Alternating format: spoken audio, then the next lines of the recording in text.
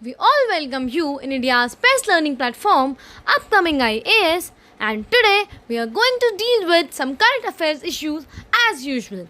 I hope you all are doing well, so without doing any further delay, let's jump into the video. And the topic of the discussion is registration of political parties. Students, ये बहुत ही ज़्यादा important और interesting topic होने वाला है, so stay tuned till and. तो चलो अब ये डिस्कस करते हैं कि ये टॉपिक न्यूज़ में क्यों है. तो स्टूडेंट्स, इलेक्शन कमीशन ने 86 ऐसी रजिस्टर्ड पार्टीज़ को बोल दिया गया है कि वो नॉन एग्जिस्टेंट है एंड 253 को बोला है कि वो इनएक्टिव है.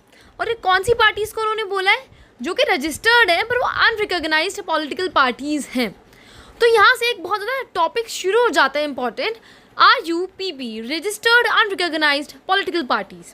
स्टूडेंट्स देखो, सबसे पहले पॉलिटिकल पार्टी को अगर इलेक्शन लड़ना है तो उसे अपने आप को रजिस्टर्ड करवाना पड़ता है, और जब तक उसे रिकॉग्निशन नहीं मिलता तो वो अनरिकॉग्नाइज्ड रहती है. और उसे रिकॉग्निशन या तो स्टेट पार्टी का मिलेगा या नेशनल पार्टी का. उससे कुछ क्राइटेरियाज होते हैं जो भी हम आगे देखेंगे. बट क्यों इलेक्शन कमीशन ने इन्हें रजिस्टर्ड अनरिकॉग्नाइज्ड पॉलिटिकल पार्टीज बोला है? तो बच्चों देखो, अभी ये क्या है, इन पॉलिटिकल पार्टीज को इलेक्शन कंडक्ट करना होगा, इन्हें इलेक्शन जीतना होगा, अपनी पॉलिटिकल पार्टीज़ में आना होगा.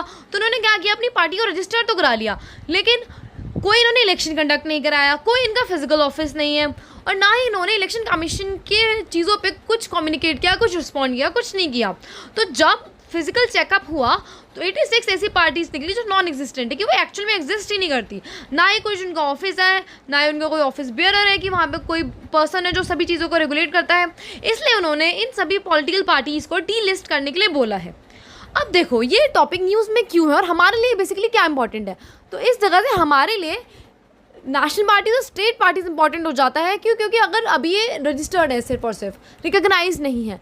जब ये रिकॉग्नाइज होंगी तो या तो ये स्टेट पार्टीज़ बनेंगी या नेशनल पार्टीज़ बनेंगी. तो उसके क्राइटेरियाज भी अभी मैं आपको आगे बताऊंगी. बट अभी आप देखिए कि नेशनल पार्टीज़ हमारे यहाँ कौन कौन सी हैं. क्योंकि स्टेट पार्टीज़ तो बहुत सारी हैं, इतनी तो आप रिकॉल कर नहीं पाओगे. तो आप नेशनल पार्टीज़ देख लीजिए जो मेजर है. फिर मैं आपको उसके क्राइटेरियाज बताऊँगी कि अभी ये जो अनरिकॉग्नाइज्ड पॉलिटिकल पार्टीज़ हैं, जब इन्हें रिकॉग्निशन मिलेगा तो ये किस क्राइटेरिया के थ्रू इन्हें रिकॉग्निशन मिल सकता है. और जो वर्क ही नहीं कर रही है, ना इनका कोई ऑफिस है, ना इन्होंने अभी तक इलेक्शन कंडक्ट किया है, तो फिर उनको तो डी लिस्ट करेंगे ही ना हम. और ये क्यों करने के लिए बोला है? क्योंकि देखो, हर 10 ईयर में इलेक्शन कमीशन ने बोला है कि क्या होगा, इन सबका चेकअप होगा. अभी लास्ट कब हुआ था? 2018 में हुआ था आई गेस मीन्स. तो अब 2028 में होने वाला है. तो ये टॉपिक इसलिए इंपॉर्टेंट होने वाला है और मे भी ये न्यूज़ में भी आए, तो आपको ये सब चीज़ें ध्यान रखनी है. तो चलो मैं भी आपको सबसे पहले नेशनल पार्टीज़ बताती हूँ. हमारे यहाँ पे कितने नेशनल पार्टीज़ हैं, देन हम क्राइटेरियाज देखेंगे कि ये रजिस्टर्ड पार्टीज़ जो है ये कैसे रिकॉग्नाइज्ड में कन्वर्ट हो सकती हैं. तो हमारी नेशनल पार्टीज़ कौन कौन सी हैं? सबसे पहले बीजेपी, सभी इसके बारे में जानते होंगे. देन इंडियन नेशनल कांग्रेस, ये भी बहुत ज़्यादा वेल नोन है. Then Communist Party of India, Marxist and Communist Party of India. तो अभी 4 नेशनल पार्टीज़ बता दी. इसके अलावा 4 और हैं. कौन कौन सी? Bahujan Samaj Party, Nationalist Congress Party, All India Trinamool Congress and National People's Party. Okay, ये हमारी नेशनल पार्टीज़ हैं 8. और अभी मे बी जब इनका फिर से चेकअप हो तो टोटल 8 ना रह जाए, क्योंकि जब तो उतने ज़्यादा क्राइटेरियाज थे नहीं, अब है तो मे बी उतनी ज़्यादा ना रह जाए. तो अब हम देख लेते हैं कि इन पॉलिटिकल पार्टीज़ को जो रजिस्टर्ड होती है उन्हें रिकॉग्निशन कैसे मिलता है. सबसे पहले हम नेशनल पार्टी का देखते हैं. देखो, नेशनल पार्टीज़ के जो क्राइटेरियाज है वो याद रखना ईजी है, क्योंकि इसके सिर्फ 3 ही है. हाँ, स्टेट पार्टीज़ के क्राइटेरियाज थोड़े मुश्किल हैं. तो सबसे पहले नेशनल पार्टीज़ में आप नीचे से देखिए जो क्राइटेरियाज हैं. सबसे पहला क्राइटेरिया क्या है कि 4 स्टेट्स के अंदर अगर आप स्टेट पार्टी है, मतलब आपकी पार्टी स्टेट पार्टी है, तो आपको नेशनल पार्टी के आप क्राइटेरिया को फुलफिल करते हैं, आपको नेशनल पार्टी का रजिस्टर्ड मिल जाएगा, मतलब नेशनल पार्टी से रिकॉग्नाइज्ड होंगे. या तो आप 4 स्टेट्स में स्टेट पार्टी हो आपकी, या फिर आपकी लोकसभा के अंदर 2% सीट्स हो 3 स्टेट से. मीन्स ऐसा नहीं है कि टोटल 2% सीट हो, टोटल 2% सीट्स चाहिए, लेकिन 3 अलग अलग स्टेट से चाहिए. ओके. और जो थर्ड क्राइटेरिया है वो ये रखा गया है कि लोकसभा और जो लेजिस्लेटिव असेंबलीज हैं दोनों में से रखा गया है, लेकिन इसके अंदर आपको सीट्स नहीं 6% वैलिड वोट्स चाहिए. मीन 6% वोट्स चाहिए. किस किस में से?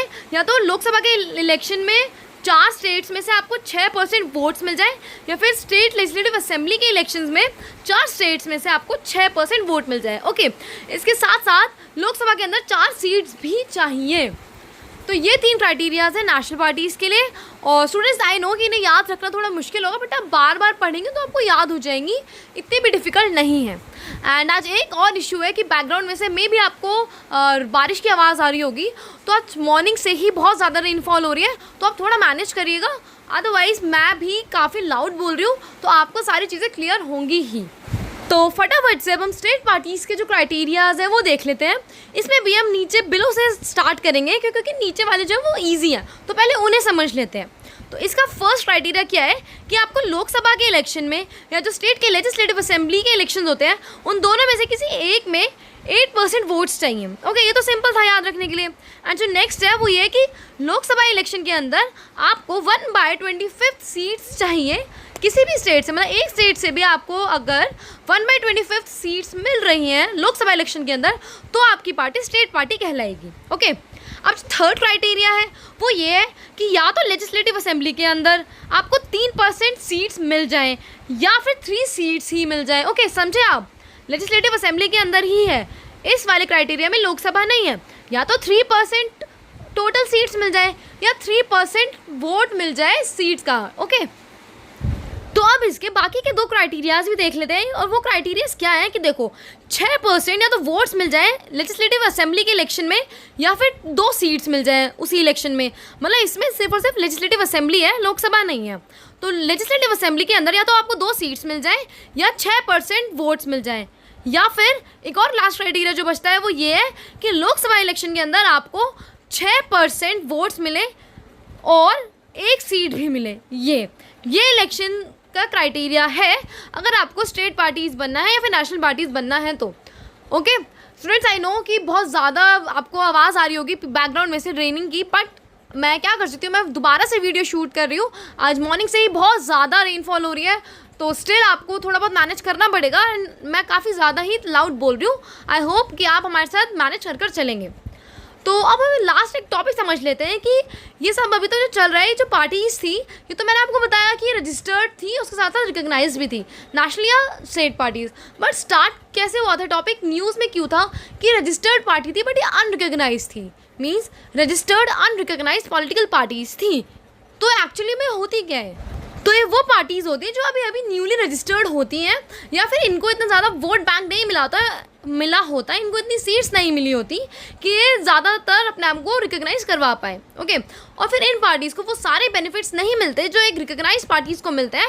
लाइक वो फंडिंग होती है, उनको फंड प्रोवाइड करते हैं इलेक्शन कंडक्ट कराने के लिए, और जो भी अगर आपको कैंपेनर्स वो प्रोवाइड कर रहे हैं तो उसके लिए एक्स्ट्रा फंड प्रोवाइड होता है। एक प्रॉपर ऑफिस के लिए एक लैंड या बिल्डिंग एलोकेट होती है जिसमें आप पूरा अपना ऑफिस जो होंगे वो वर्क करा पाएँ। तो बहुत सारे बेनिफिट्स होते हैं जो रिकॉग्नाइज पार्टीज़ को मिलते हैं, वो सारे बेनिफिट्स इन्हें नहीं मिलेंगे। और जो रजिस्ट्रेशन इन पार्टीज़ का होता है वो रिप्रेजेंटेशन ऑफ पीपल्स एक्ट 1951 के अंदर जो सेक्शन 29A है उसके तहत होगा इनका रजिस्ट्रेशन। ओके, तो आई होप आपका सारा टॉपिक आज का अच्छे से क्लियर हुआ हो। Thank you so much and have a nice day ahead. Do your best study and stay connected with us.